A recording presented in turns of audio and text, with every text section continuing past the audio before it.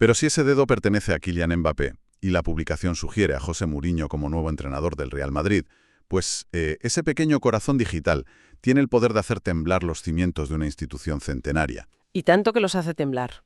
Bienvenidos a una nueva inmersión exhaustiva. Hoy vamos a bucear en un análisis sobre una supuesta crisis interna de proporciones épicas en el club blanco.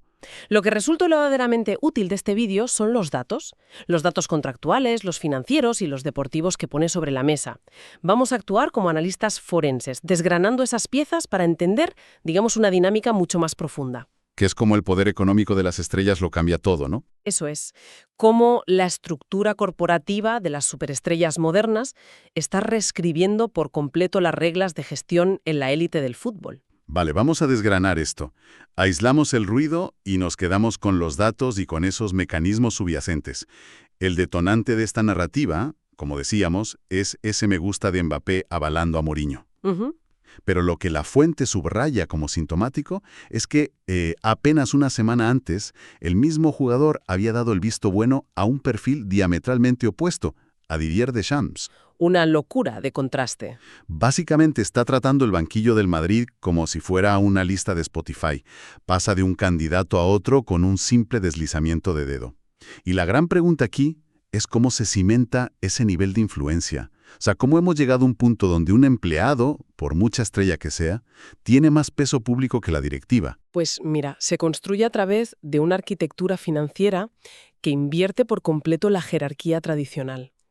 El vídeo expone unas cifras que cambian el paradigma totalmente. Mbappé percibe, según esta fuente, un salario de 50 millones de euros netos anuales. Madre mía. Y el creador hace una reducción que es impactante, 95 euros por minuto. 95 euros por minuto. Se dice pronto. Ya ves. Pero el dato verdaderamente crítico, el que explica ese poder fáctico, no es solo el salario, es la retención del 90% de sus derechos de imagen, sumado a una cláusula de salida libre. Y claro, aquí es donde la dinámica de poder hace un cortocircuito brutal. Claro. Porque históricamente, el modelo galáctico clásico se basaba en ceder el 50% de esos derechos al club. Exacto, el modelo de toda la vida. El Madrid te pagaba una fortuna, sí, pero utilizaba tu rostro para vender camisetas en Asia, ferrar patrocinios globales y recuperar la inversión. Si un jugador retiene el 90%, el club pierde su principal herramienta de retorno económico. Se queda sin su parte del pastel. Eso es. Y se convierte a efectos prácticos en un simple escaparate para la marca personal del futbolista. Totalmente. Y cuando el club no monetiza la imagen de su estrella al nivel que exige el mercado actual, pues la relación de dependencia se invierte. El jugador ya no necesita al club para facturar fuera del campo. Porque los contratos van directos a él. Directos a su bolsillo, claro. Los grandes contratos con multinacionales son suyos. Eso le otorga una autonomía casi absoluta. Y si a eso le sumas una cláusula que le permite marcharse libre, el jugador tiene un botón nuclear en el bolsillo. Un botón nuclear, me gusta esa imagen. Es que lo es. Puede presedar a la directiva con su salida inminente sin que el club pueda amenazar con retenerlo o exigir un traspaso astronómico a cambio. Por eso, un simple like en Instagram se convierte en un mensaje corporativo de altísimo nivel. Ya lo creo. Y todo esto ocurre en un contexto deportivo que, según los datos que manejamos hoy en este análisis, es un auténtico erial. La fuente describe un proyecto colapsado bajo el mando de Álvaro Arbeloa. Hablan de 2 años sin títulos, una eliminación en Champions ante el Bayern de Múnich marcada por lo que el vídeo define literalmente como la expulsión más idiota de la historia. Sí, unas palabras muy duras. Y luego una caída ante el Albacete en la Copa del Rey. El coste asociado a esta etapa de Arbeloa se cifra en 26 millones de euros. 26 millones por 0 retorno deportivo. Y el contraste que plantea con el Fútbol Club Barcelona es sangriento en términos financieros. Es una disparidad de eficiencia brutal. O sea, los datos apuntan a que el Madrid en este ciclo reciente ha gastado 220 millones de euros en fichajes, generando un balance negativo de 198 millones. 198 en negativo. Sí. Y en la otra acera, el Barça, bajo la dirección de Hansi Flick, ha invertido 88 millones, presenta un balance positivo de 10 millones en sus operaciones y, ojo, ha levantado 5 títulos. Wow. El vídeo utiliza esta simetría, claro, para ilustrar cómo el modelo de acumulación de estrellas, cuando pierde el control del vestuario, pues se convierte en un agujero negro financiero. Y esa pérdida de control nos lleva de vuelta a ese pulso en la cúspide, porque el vídeo plantea el posible regreso de Mourinho para apagar el incendio. Y todos sabemos cómo opera Mou, ¿no? Exigencia militar, puntualidad absoluta, el colectivo siempre por encima del individuo. Lo fascinante aquí es precisamente ese choque de trenes. Claro, el relato asume que el club buscaría replicar esa especie de sumisión táctica y el rendimiento estratosférico que logró con Cristiano Ronaldo hace más de una década. Ujú. Pero la fuente se encarga de destrozar esa comparación, basándose puramente en el hambre competitiva. Exacto. El vídeo hace una disección muy fina de las motivaciones de ambos.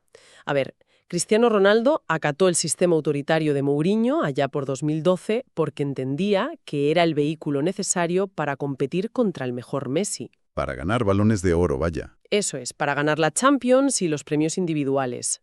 Había una alineación de intereses. El fin justificaba los medios. Sin embargo, los datos actuales de Mbappé que expone Da Fuente pintan un cuadro muy distinto. A ver, cuenta. Pues destaca que lleva 0 goles en semifinales o finales de la Liga de Campeones desde el 9 de mayo de 2017, cuando estaba con el Mónaco. Ostras, desde 2017. Sí, y añade 5 manos a mano fallados en momentos críticos de esta misma temporada. Además, señala episodios de indisciplina bastante sonados. Como lo de las salidas nocturnas, ¿no? Exactamente. Salidas de fiesta con la actriz Esther Expósito, tras derrotas importantes, o el hecho de presentarse a entrenar con una herida en la ceja. Pero a ver, yo aquí hago de abogado del diablo y planteo una duda sobre la premisa del vídeo. Incluso si Mbappé tuviera la ética de trabajo de Cristiano en su época dorada, yo me pregunto si el modelo Mourinho, ese entrenador autoritario, es remotamente aplicable en el fútbol de 2026. Es una gran pregunta. Es que estamos hablando de perfiles que trascienden el concepto de deportista. Son corporaciones multinacionales andantes. Si un entrenador con el perfil de Mourinho decide, no sé, sentar en la grada a un activo que mueve cientos de millones en patrocinios, pues las acciones de sus patrocinadores tiemblan. Claro, se cae la bolsa. ¿Puede hoy en día un técnico imponer ese nivel de autoridad sin que el departamento de marketing o los inversores del club intervengan para frenarlo? Es que esa es la gran crisis sociológica del deporte moderno. Fíjate, hace 15 años el escudo era el sol y los jugadores orbitaban a su alrededor. Totalmente. Pero hoy la gravedad se ha invertido.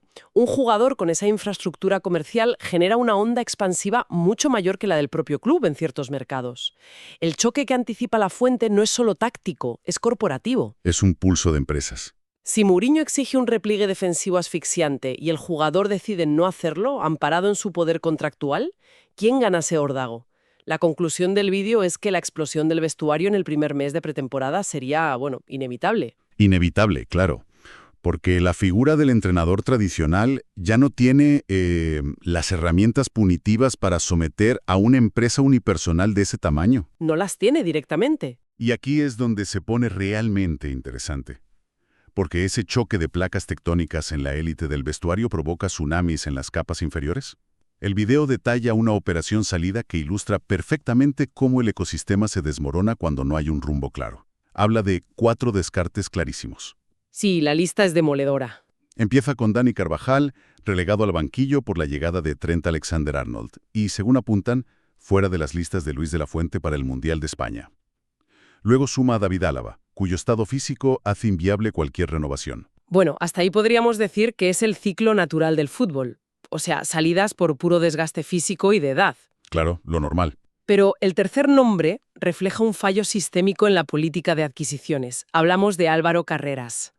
Ese caso tiene tela. Un lateral izquierdo por el que se pagan 50 millones de euros, que termina siendo castigado por Arbeloa al negarse a viajar a Vigo, que se ve superado en la rotación por Fran García y que, para colmo, desaparece del radar de la selección frente a opciones como Cucurella o Grimaldo.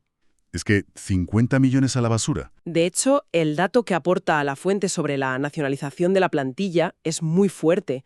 Dice que el único internacional español con sitio fijo ahora mismo en el Madrid es el central Dean Huijsen. Que 50 millones de euros pasen a tener valor cero en la rotación por problemas disciplinarios o de encaje es grave, sí.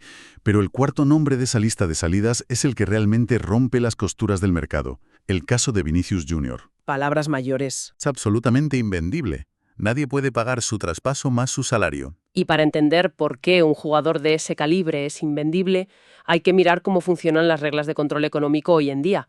O sea, el fair play financiero de la UEFA y los límites salariales. Claro, la normativa es estricta. No es que los dueños del Chelsea no tengan el dinero líquido en sus cuentas bancarias. Es un problema de amortización contable. Cuando compras a un jugador por, digamos, 150 millones de euros y le haces un contrato de 5 años, la normativa te obliga a dividir ese coste. Son 30 millones al año. Es que sumar su salario bruto, que en el caso de Vinicius es, bueno, astronómico. Podríamos estar hablando de un impacto en los libros contables de 80 o 90 millones de euros por temporada solo por un jugador. Espera. Es como, imagínate tener una mansión de ultralujo en una colina. Tienes una casa que arquitectónicamente es increíble, espectacular, pero los impuestos anuales, el seguro, el mantenimiento térmico, todo eso es tan asfixiante que te ahogan y decides venderla. Pero cuando sales al mercado resulta que absolutamente nadie cumple con los requisitos financieros del banco para asumir esos costes fijos. El mercado entero te da la espalda y te quedas atrapado en tu propia jaula de oro, pagando un mantenimiento que erosiona el resto de tu patrimonio. Es una analogía perfecta. Ese coste contable anual de 80 millones destrozaría el ratio de ingresos y gastos de cualquier club comprador.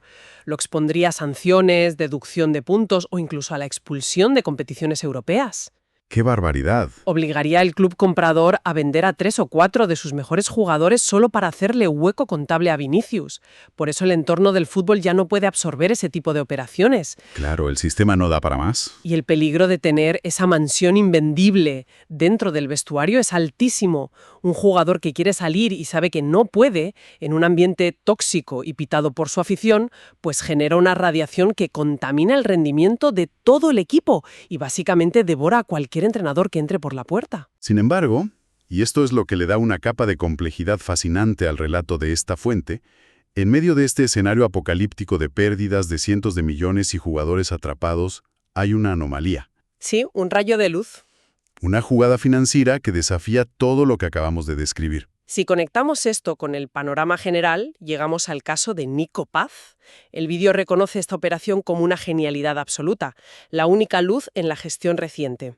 Nico Paz sale al cómode de la Serie A, donde explota a nivel deportivo y mediático, disparando su valoración de mercado hasta los 60 millones de euros. 60 millones. Media Europa está dispuesta a pagar esa cifra, pero el Real Madrid se guardó una cláusula de recompra por solo 9 millones de euros. O sea, un robo en el buen sentido. Es decir, el club tiene la capacidad de incorporar a un activo de élite continental aplicando un 85% de descuento sobre su valor real de mercado.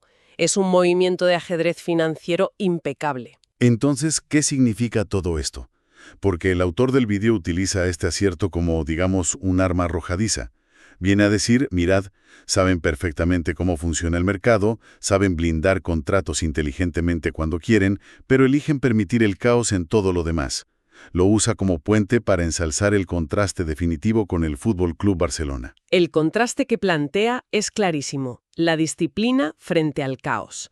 Pone ejemplos muy visuales en el vídeo. Destaca a un Lamine Yamal que, con 18 años y siendo una estrella global, baja a defender a su propia área en los saques de esquina sin dudarlo ni un segundo. Actitud pura. Menciona a un Pau Cubarsí, que a sus 19 años ya supera las 100 titularidades sin un solo roce disciplinario, sin desplantes al cuerpo técnico, ni aplausos sarcásticos tras encajar goles. Y la clave de bóveda de este sistema, según el vídeo, es Flick. El entrenador. Su autoridad es incuestionable porque nace de la meritocracia del trabajo diario y del respaldo institucional, no de complacer egos ni de necesitar el aval de sus jugadores en redes sociales. Pero fíjate, viendo esa brillantez técnica en la operación de Nico Paz, quiero darle una vuelta de tuerca a la tesis central del vídeo.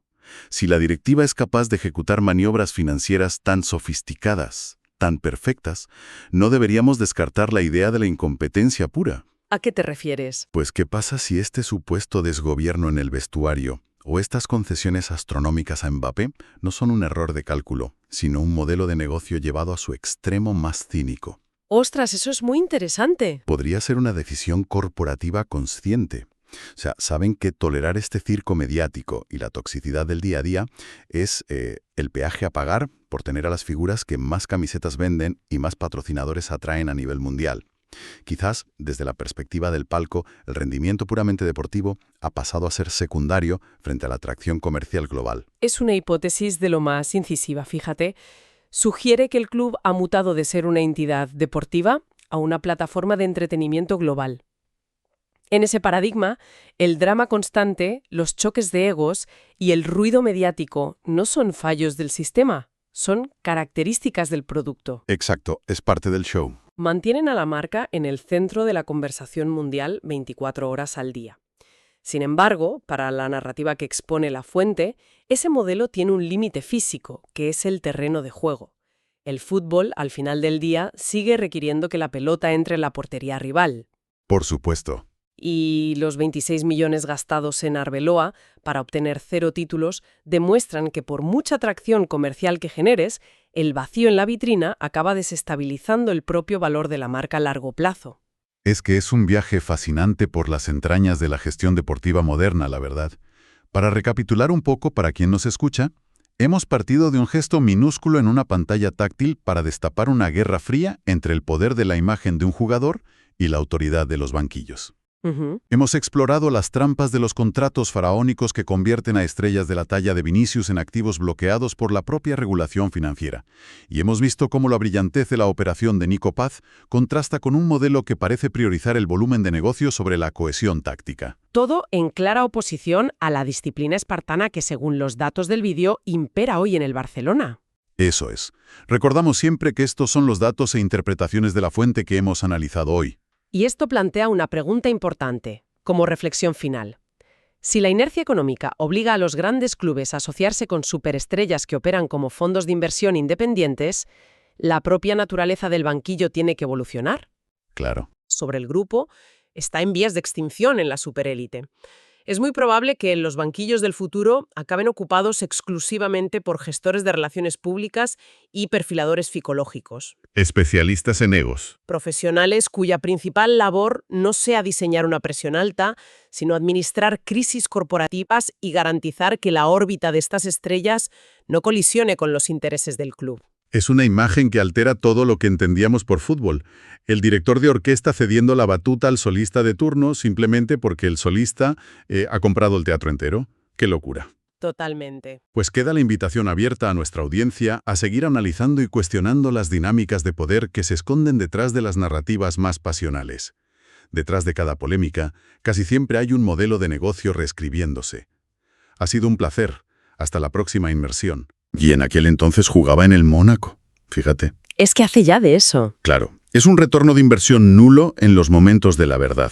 Y cuando el rendimiento en el campo no justifica los privilegios, el impacto en la disciplina interna se multiplica por 10. Y tanto que se multiplica.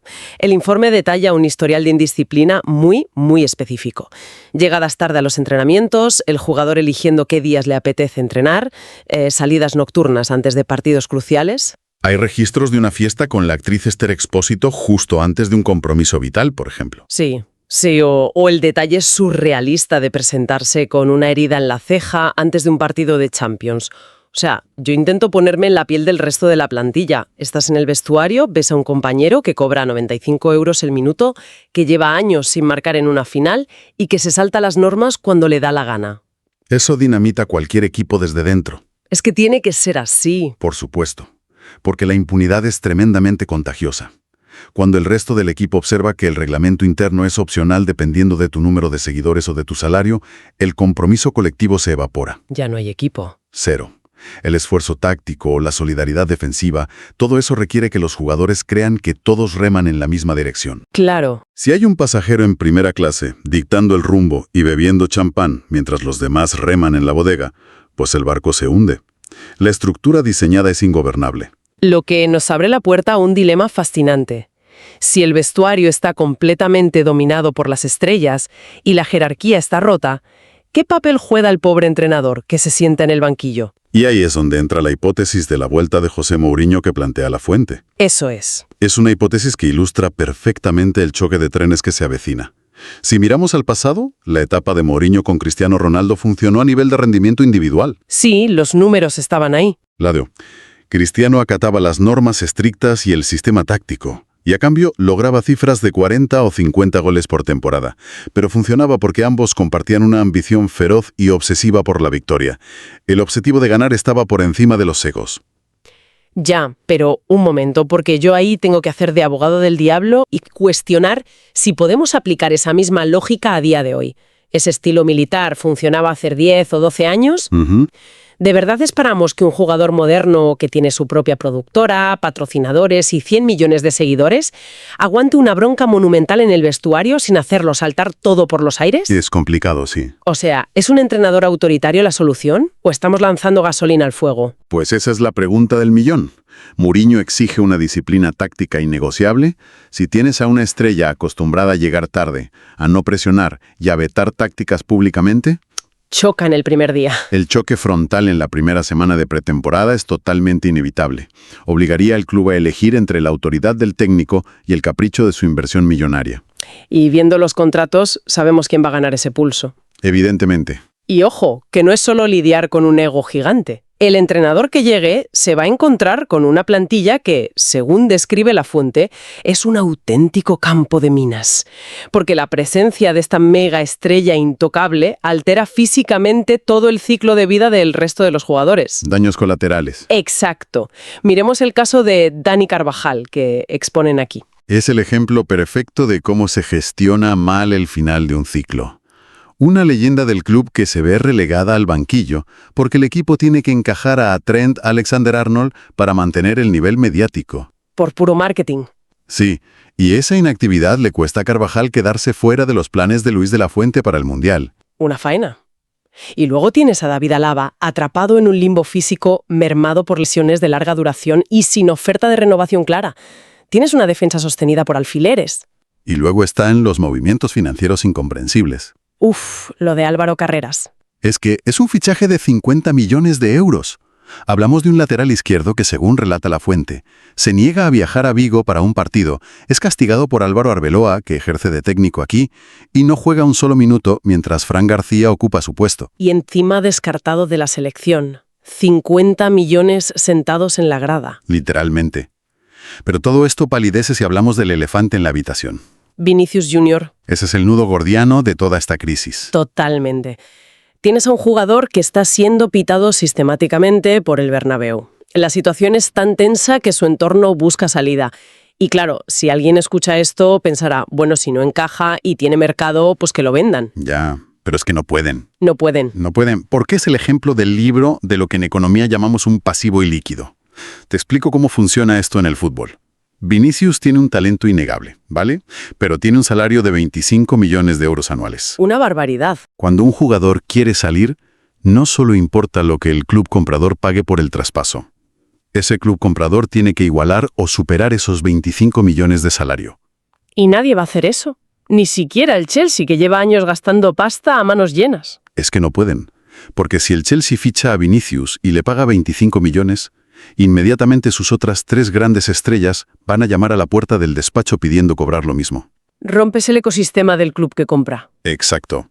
Rompe la estructura salarial de cualquier equipo del mundo. Así que te encuentras con la trampa perfecta.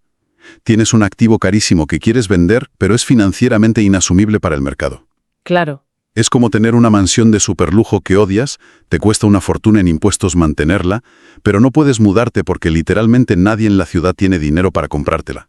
Estás atrapado. Qué buena imagen. Y esto demuestra que un entrenador no puede simplemente aplicar esa disciplina técnica de la que hablábamos. No puedes amenazar con vender a jugadores cuyos contratos atan de manos al club. Exactamente. El entrenador pasa a ser un simple gestor de egos, sin herramientas de castigo o recompensa. Pues ahora pongamos todo esto en perspectiva y miremos la otra cara de la moneda, que expone la fuente. El contraste en el retorno de inversión con el Fútbol Club Barcelona. Es que roza la ciencia ficción, ¿eh? Vamos con los números del Madrid primero. Vale, dispara. En los últimos 2 años han desembolsado 220 millones de euros en fichajes. El balance de traspasos es negativo en 198 millones. ¿Y los títulos logrados en este periodo? 0. Es un agujero negro de rentabilidad. Estás inyectando capital masivo en una estructura que no genera resultados porque está, paralizada por sus propios problemas internos. Y hay un detalle financiero que subraya este descontrol. Se pagaron 26 millones de euros en 2 años a Arbeloa como técnico. Que la gente que nos oye dirá, espera, ¿26 millones para un entrenador de categorías inferiores? Suena a locura. Es que lo es. 26 millones para acabar eliminados por el Albacete y sin ganar nada. Refleja una cultura organizativa donde el gasto pierde el anclaje con el rendimiento, se paga por el estatus puro y duro. Y mientras tanto, miras al banquillo del Barça con Hansi Flick. Gasto total en el mismo periodo, apenas 88 millones de euros, menos de la mitad. Han logrado 5 títulos y presentan un balance positivo en ventas de 10 millones de euros. Es que es el único gigante europeo que ha generado valor neto. Lo fascinante aquí no son solo los títulos, sino cómo los logras con ese presupuesto. La respuesta está en la cultura de vestuario. El modelo de fichajes galácticos está quedando obsoleto frente a proyectos cimentados en el respeto institucional y la cantera. Se ve en los perfiles. Tienes a chavales de la cantera como Lamine Yamal con 18 años o Cubarsí con 19 siendo pilares. Y estos chicos no están en Instagram dando likes a entrenadores. No, ni de broma. No generan portadas por irse de fiesta la noche antes. Acatan decisiones difíciles. Porque Hansi Flick no necesita que una estrella le valide. Su autoridad se impone de forma natural en el campo. El jugador sabe que si no cumple, hay una institución que respalda al entrenador para sentarlo en el banquillo. Nadie está por encima del esquema. Es como intentar dirigir una orquesta donde el primer violín cobra 50 veces más que el director y encima puede despedirlo. En Madrid el violín manda. En Barcelona Flick es el director y todos tocan lo que él dice. Totalmente. E invertir 220 millones no garantiza nada si la estructura no soporta la convivencia. El talento joven, con reglas iguales para todos, rinde a una capacidad muchísimo mayor. Lo que nos lleva a la última gran ironía de toda esta situación, que La Fuente califica como el movimiento más brillante del verano. No tiene que ver con portadas, es la historia de Nico Paz. Un caso de estudio maravilloso sobre cómo evaluar el talento frente a acumular nombres. Fíjate, sale de la cantera, es cedido al Como en Italia y allí explota. Es una estrella en la Serie A valorada en 60 millones por el mercado. Pero el truco financiero está en el contrato. El club madrileño tuvo la inteligencia de incluir una cláusula de recompra de solo 9 millones de euros. Un descuento del 85%. Y parece que la operación ya está casi cerrada para que vuelva al Bernabéu. Es una ironía poética. Tienes una institución quemando 50 millones al año en una estrella que erosiona la disciplina, otros 50 inmovilizados en carreras castigado en la grada y 26 despilfarados en técnicos. Es como arruinarse comprando lujo defectuoso y de repente en un cajón encuentras un diamante puro por calderilla. Exacto. Resume la lección de hoy. El mercado y las directivas confunden el valor mediático con el deportivo. Creen que fichar al de más seguidores resuelve problemas. ¿Y no es así? No, el caso de Nico Paz demuestra que la inteligencia deportiva, el rastreo de mercado y las cláusulas bien puestas siempre ofrecen un modelo más sostenible. Pues creo que hemos trazado una línea clarísima. Lo que nos ilustra La Fuente es que puedes tener la cuenta bancaria más abultada del planeta, pero no sirve de nada si tu pirámide organizativa está boca abajo. Un vestuario sin liderazgo, donde los empleados dictan las normas, termina devorando a cualquier líder y devaluando el talento. Es una clase magistral sobre cultura organizacional. Y ojo, aplica a un club, a una empresa de tecnología o a un hospital. Cuando un individuo se percibe como más importante que la institución, el sistema corre peligro de colapsar bajo el peso de los egos. Nos quedamos con esa lección y dejamos a quien nos escucha con una reflexión final provocadora. Si un club diseña un ecosistema donde una estrella tiene el poder absoluto para poner y quitar entrenadores, cuando el proyecto inevitablemente fracasa, ¿de quién es realmente la culpa? Buena pregunta. ¿Del jugador por usar el poder que le dieron?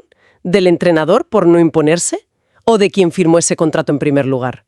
Y pensar que todo esto saltó a la vista por un simple me gusta en Instagram. Ahí dejamos la pregunta para darle vueltas.